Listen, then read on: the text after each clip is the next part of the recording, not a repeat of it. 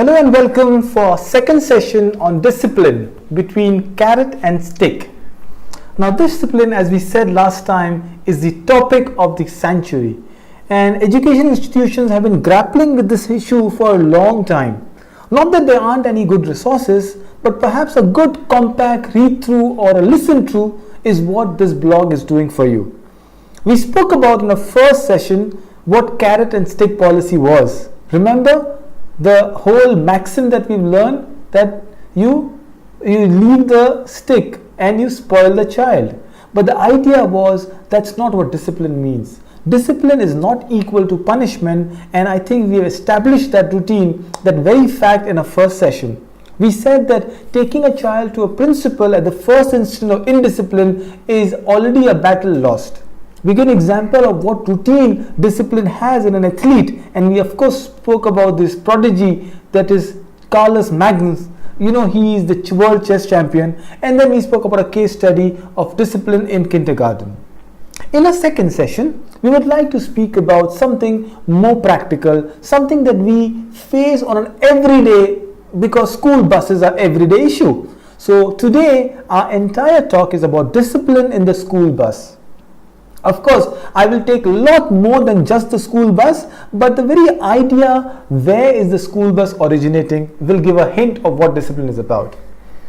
So the essence of this session is 6 models of discipline. These are really well-researched models, what discipline means to everybody, and we will talk about a case study on at least 4 of the models, and the later would come in as subsequent sessions happen. The 6 models of discipline are behavior modification, number 1, number 2, logical consequences, number 3, reality therapy. I love the part of reality therapy. You do that with a lot of, even in psychology, you do it when somebody claims to be, say, the king. So I'm King Alexander. And then you start, instead of just questioning that he's not a king, you start saying, okay, I accept it, but if you're the King Alexander, where is your horse? Where is your throne? And then suddenly you make them come back to the real world. So that's reality therapy, number 3. Number 4, a very effective technique is actually called TET, Teacher Effectiveness Training. So instead of equipping or disciplining a child, you equip a teacher. The 4th one is TET. The 5th one is where you become a role model, and we call it personal influence. And the 5th and the 6th one is called self-awareness training. We'll talk about each of these models, and hopefully somewhere in the model we'll talk about our bus, the school bus. Our first case is called complaints. So here is a very interesting concept of what discipline will do when a child complains a lot. So this is a small child, Sufyan, say he's in grade 3, so he's an 8-year-old boy. Sufyan cribs about others all day. Last week he complained that Rufaida did not bring her pencil, and then he said that Saad laughed at him. So now this boy has a problem with most of his classmates. He's a lovely boy, very, very smart, very, very easygoing, but something, rattles up him when his own classmates does something, even though remotely it involves him. This disrupts the teacher's momentum. So now you are having a case study, help the teacher deal with this student. What model are we talking about? So the 6 models I spoke about, actually the models will help you relate each problem in a category. The moment you can box a problem, the solution is from the box and nowhere else. And that's the whole beauty of these models. So now this case of complaint, where do I put it? Do I put it in behavior, self-training, personal influence, TET, reality therapy, or logical consequence? Give yourself a moment, think about any of the 6. If you haven't, go back and think what I've said about. Let's see if you are right. And the answer is TET. What are we talking about? Teacher effectiveness training. What we are looking at, maybe something else can work as well. I'm not saying nothing will work, but here it's not about the student, it's about the teacher, the way she looks at the problem. Here your carrot actually is a simple word called the iMessage. Believe me, it's such a powerful tool, this iMessage. If you start understanding the iMessage, a lot of relationship problem can be solved. What is an iMessage? iMessage actually is a non-judgmental description of another's behavior. So a teacher, when a student comes with a problem, the teacher says, you tell me, what did you find disruptive? I don't want to know if Saad laughed at you. I don't want to know if Rufeda did not bring a pencil. I want to know what you felt. And an I message always begins with I. I felt that Saad laughed at me because I fell from my chair. The problem was him falling from the chair. Could be anything else. I felt that Rufeda did not bring a pencil. She might have stolen mine. So your pencil was lost and you blaming her. You see, when you begin with an I message, you give a very powerful positioning why you think this problem exists in the first place. Believe me, teachers of course are also spouses. So if you have a relationship problem, always bring the behavior to an I message. For example, I am not happy with, say, my wife. I am not happy, not because she's not giving me attention, because she spends a lot of time on a mobile. Actually, it's a vice versa. A lot of wives complain about the husbands, but no, we'll talk about relationships some other time. But that's what an I message will do. A powerful indicator, we take it, called TET. Use this in your classes. It will be very effective. Teach them the sentence begin with I and tell why it is disrupting your pattern. Hope it's going well. Hope you're understanding. Let's come to a best case study for this session. I call it the school bus. An everyday affair. A group of 6th graders are shouting and fighting and screaming in the bus. The bus driver complains and warnings are issued, but then these are only lasting for 2 days or less. So what do we do? What method are we looking at? What problem should we, what of the 6 behavioral model should we look at? Is this a common problem? 6th graders? Yes. So it could be any grade for that matter. I'm just using an example of 6th graders. But you see, bus fights are common. People are punching each other, jumping in the bus, making noise in the bus. They're helpers in the bus that doesn't help the problem at all. So what do? The school complains and warns, but nothing happens. Here we have to take a model called the logical consequence model. You see, if you do this, this has to happen. The driver, number one, has to own the problem. So the driver explains to the kids the consequence of your fighting is stopping the bus. And when you stop the bus, you stop the bus. A driver should not be agitated in one place. If we start solving the problem of the students, I'm sure there will be bigger problem on the road and the accidents. All the driver does is parks the bus. Just park the bus for a minute. Our problem is our driver's in a hurry. So you, as a school leader, explain to the driver, I want this to happen, and somebody must report it to you. You see, you are owning the problem. Driver is now accountable for the problem to be solved. It's a logical consequences. A lot of time we threaten a child. If you do this, I'm going to give you a timeout. I'm not going to give you a candy. I'm going to take away your privilege. But we don't follow it up. Our empty promises are falling. At the end, they say, oh, it's just going to be a threat. Like most of the threats, it's not going to happen. Logical consequence says you follow up a threat with a well-meaning solution. Number 2, as a problem with a bus, we say the driver must meet the students one-to-one. It's important. You see, a lot of times students have no idea what the driver is. Among the first people that a child greets in the morning is the bus driver. Imagine a child does not even know the bus driver's name. You must have a PTM where drivers are involved. You tell a parent, you call a driver on the mobile phone when the bus is late, you are jeopardizing the bus. You're jeopardizing a driver's license. You're jeopardizing the risk. You can't call the driver. We will call the driver as a school. Call the school administrator. But then the students and the parent council should know the driver. You must do it, and you must do this is a very important thing.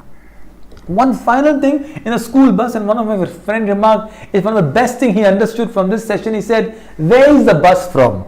So, if the bus is coming in the morning, it's from home to school. The problem exists in the family.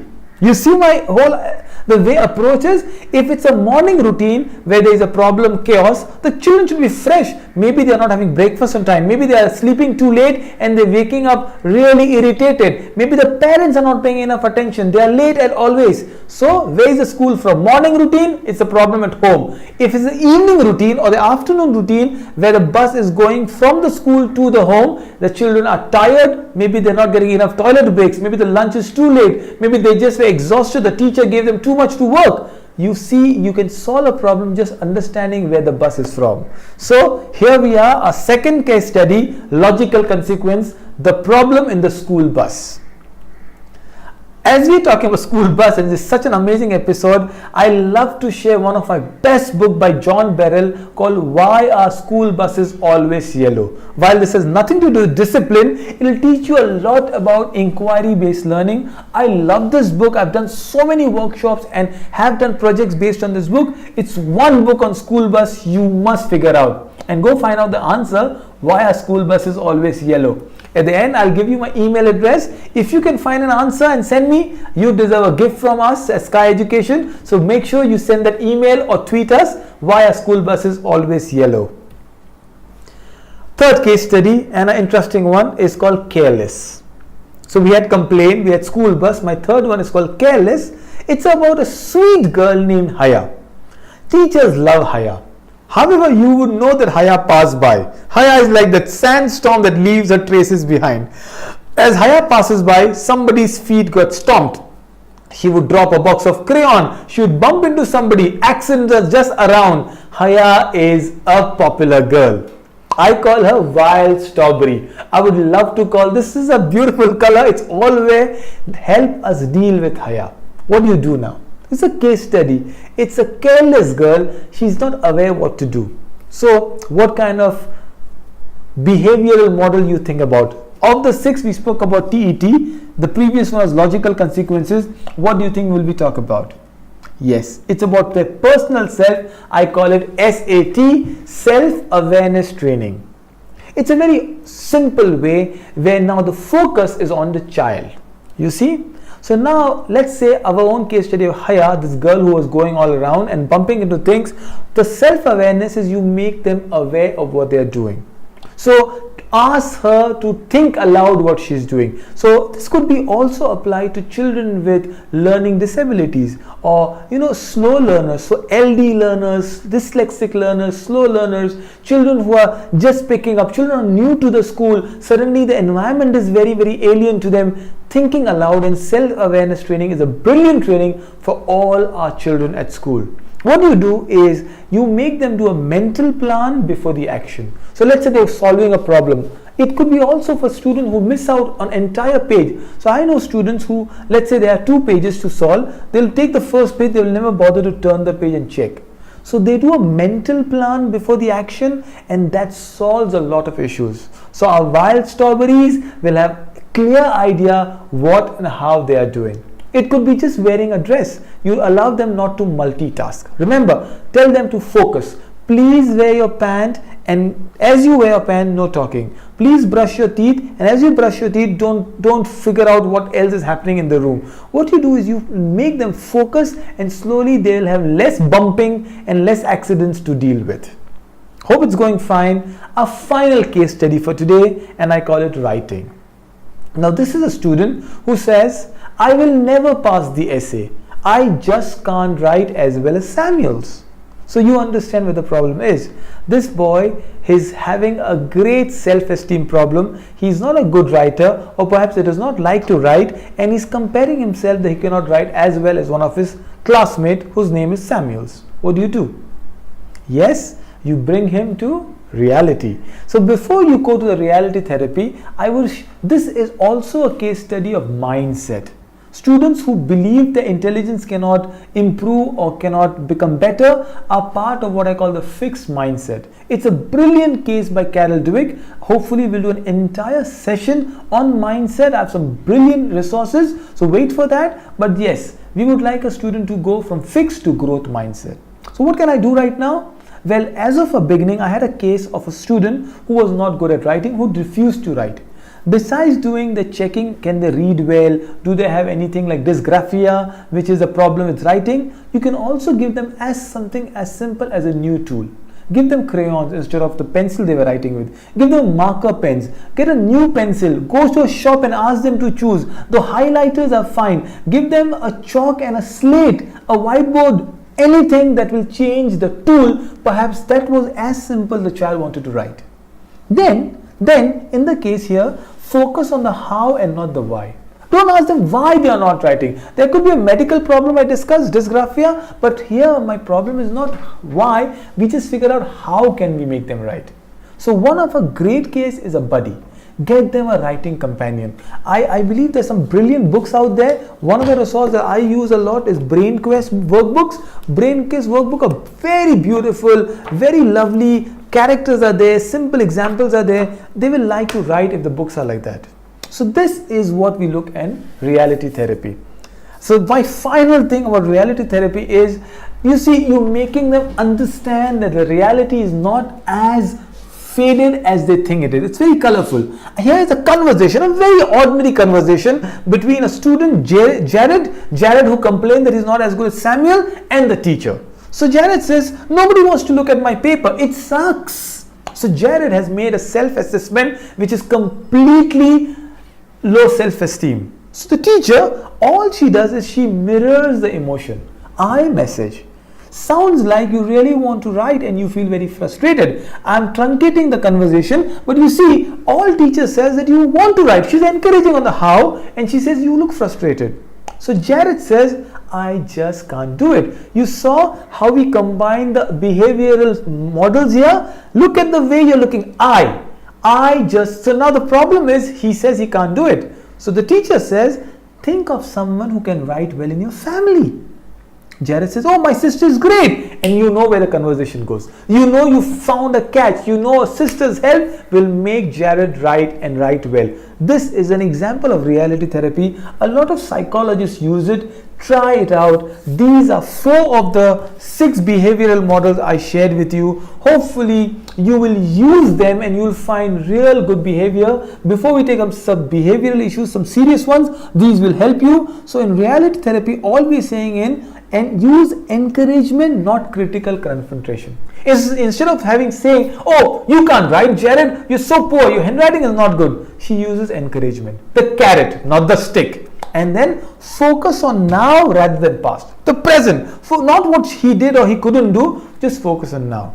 So with this, thank you so much. I think you have had good discipline start. Next week, we'll have something better for you as we go ahead. You can email me the answers I asked you, Dawood. I'm your host, Dawood Waeed at skyeducation.in, or you can tweet at CEO Teacher. There's a free entire episode on CEO Teacher. Till then, have a great week with discipline and your school.